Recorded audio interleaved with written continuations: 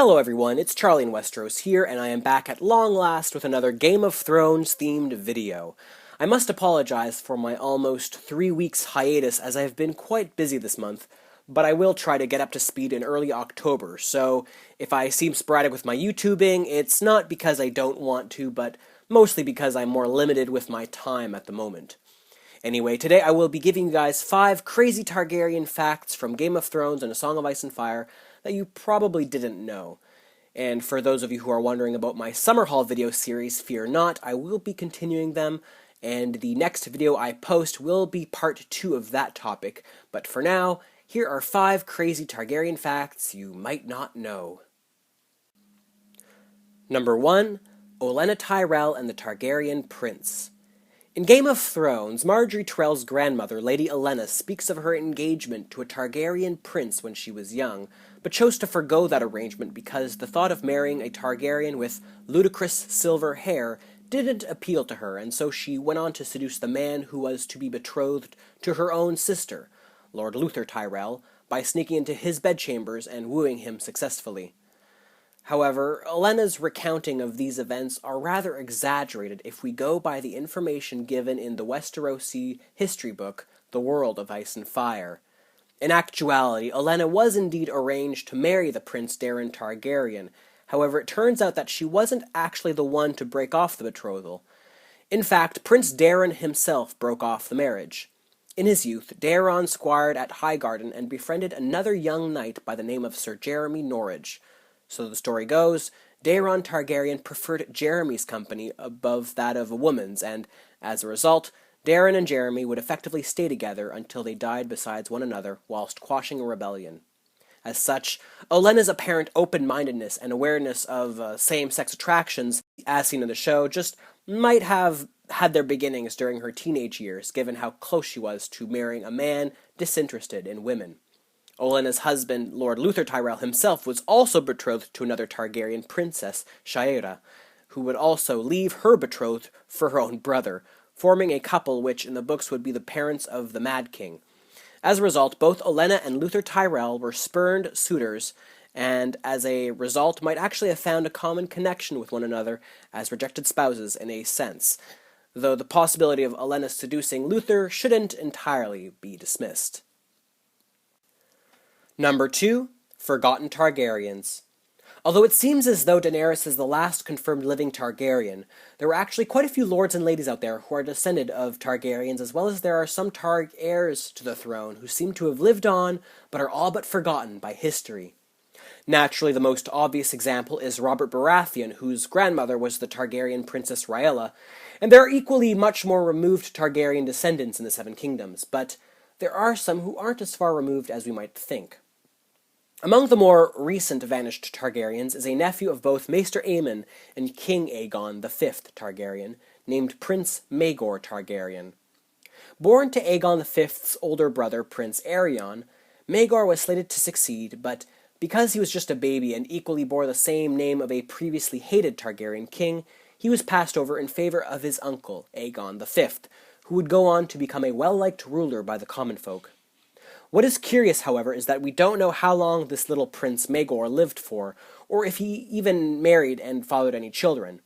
If he did, one thing is certain, is that his descendants would be viable candidates to inherit the Iron Throne, in spite of the fact that Maegor seems to have never contested his uncle's right to the throne itself. Because his life and death haven't really been discussed much, it is not completely impossible that he is still alive during the events of Game of Thrones, although he would be living at the relatively old age of 68 years. Nevertheless, Prince Maegor isn't the only Targaryen to seemingly vanish from the pages of history. Another was Vaela Targaryen, a niece of Aegon V, and was ahead of him in terms of the succession order. In Vaela's case, however, it seems her claim was dismissed immediately due to her sweet yet simple-minded nature, implying she might have been mentally incapable of ruling. Whether or not she married and had any offspring is equally unknown at this point in time. If she were still alive, she should be around 78 years of age.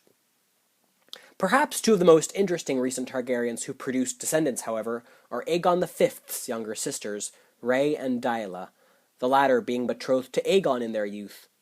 The two princesses were seemingly married off at some point in time and supposedly had children, The only issue, however, is who they married and who their descendants are has yet to be revealed in the story of Game of Thrones.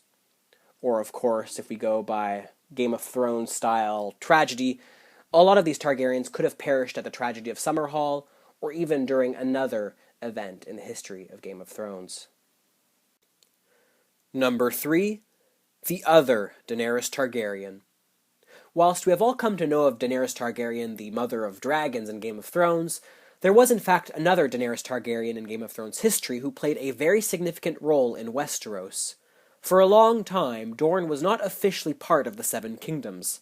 However, in order to unite all seven kingdoms of Westeros, Princess Daenerys Targaryen, the sister of the then King Daeron II, was married off to the Prince of Dorne, Meryn Martell, and as a result, all Dornish rulers for the past 100 years are in fact descendants of a distant ancestral Targaryen. Moreover, King Daeron II himself married the Prince of Dorne's sister, Maria Martell, thereby cementing Dorne into the Seven Kingdoms. This also brings me to my next point. Number 4. The alterations of the Targaryen appearance.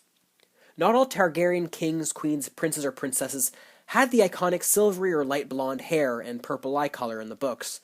In fact, there are quite a few Targaryen princes and princesses specifically who did not bear the trademark look as far back as 200 years prior to the events of Game of Thrones.